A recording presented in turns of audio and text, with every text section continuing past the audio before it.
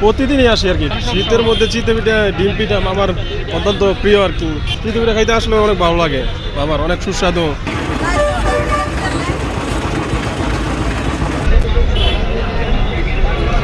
শীতকালে শুরু দিতে আমার শীতের পিঠা ভালো লাগে, চিতই পিঠা এবং ভর্তা এবং সব ধরনের মশলা দিয়া শীতের পিঠা অনেক ভালো লাগে।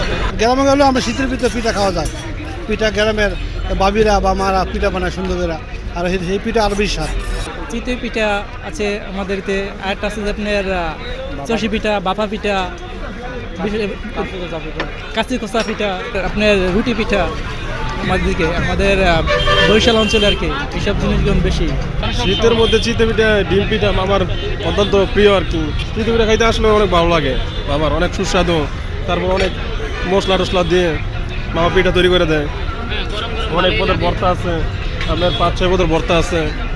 আর বর্তমানে শীতের মধ্যে চিতই পিঠা আছে, বাউ পিঠা আছে, খেতেও ভালো লাগে অনেক। শীতের দিনে উৎসব হয়েছে পিঠা, এটা সন্ধ্যার পরে ভালো হয়। রাইতে যেরকম শরীরে শীতকাল ভাব লাগে, তো ঝাল জিনিসটা খাইলে একটু গরম লাগে। শীতের মধ্যে আপনার সকালবেলা বাউ পিঠা খেতে মানে খুব ভোরে নামাজ পড়ে, ফজরের নামাজ পড়ে বাউ পিঠা খেতে অন্তত ভালো লাগে। আর বিকেলে সন্ধ্যার দিকে চিতই পিঠা আমার দোকান থেকে অবশ্যই অনেক ভালো লাগে।